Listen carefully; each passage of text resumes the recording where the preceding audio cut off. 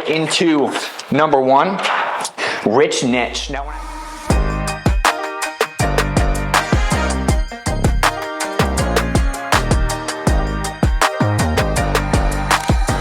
started in the tax planning industry, my second client, Ed Lloyd, he came to me and he said, hey Daniel, I'm looking to go after dentists. Now, I've looked at this, right? Dentists are great, physicians are great. So I said, okay, awesome. Let's go after dentists. And we did. And in the beginning, it was absolutely amazing. We were getting booked appointments for like $60 a pop with dentists who were doing over 7 figures. But the problem is that after about 2 weeks, things started to dry up. We weren't getting as much appointments as we were before. And what I did not realize is this. You see, tax planning is unique because not everybody is a qualified customer.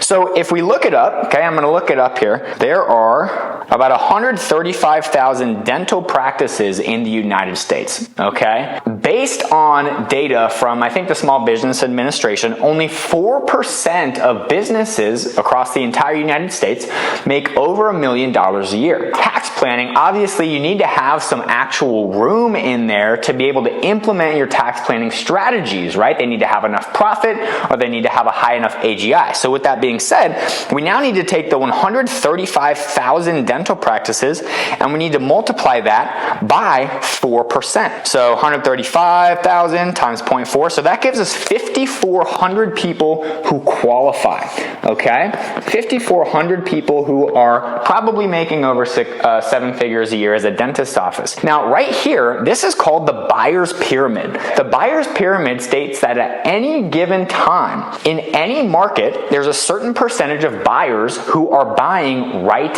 now. Specifically, that number is about 3%. So if you look at the people who are looking to buy a car right now, there's about 3% of the United States who are looking at that, right? People who are looking at a new house, about 3%. Same concept. 3% of the entire market is looking at tax planning at any given time. Here's what we have to remember. It's not 3% of the 135,000 dental offices. It's the 3% of the 5,400 that qualify. So now that we have that number, we got to take 5,400 times 3%. Well, that only lands us on 162 people at any given time that are actually going to be in the market. And that does not mean that they're in the market for your services, right? They might be looking at a couple different tax planners. So what we found with Ed is we were burning through this 162 people so quickly, faster than it was actually replenishing. And that's why it started to burn out after 3 weeks. So I looked at this and I was like, okay, I've been taught my whole life, you need to pick a niche, right? You've probably heard this too. Hey, what's your niche? Who are you going to go after? And what I realized is that there's 2 types of niches. There's an industry niche. This is something like dentists, right? Or chiropractors or restaurants, okay? And then there's something called a problem niche.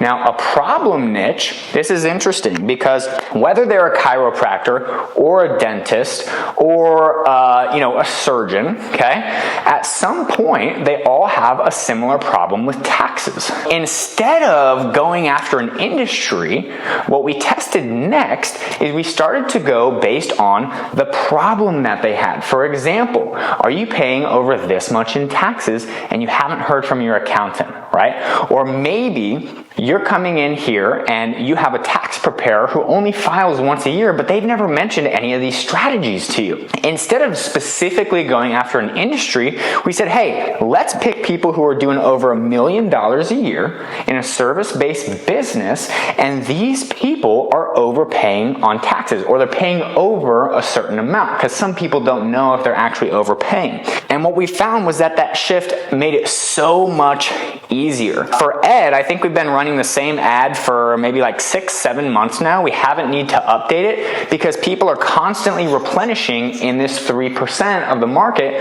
who is buying now. And again, because we're not limiting it just to this industry, but we're going after a problem, it's so much easier. And just one last thought on here. When you're going after the problem niche, it's always easier to go higher ticket because these people have a bigger problem than the people over here, okay? Small business, I highly recommend not going after those people. To be honest, right, if somebody's doing $100,000 in revenue and you're looking to pitch them a 10K tax plan, that's 10% of their entire sales. Somebody who's doing $1 million, that's only 1%, right? And somebody who's doing 10 million, right, that's 0.1%. This is crowded. Everybody's going after small business. Nobody's really targeting the people who are doing $10 million and up. So the best part about this is that it's uncontested, but they also have the biggest tax bills, right? They are the people that you can help the most, and they have the money to pay you.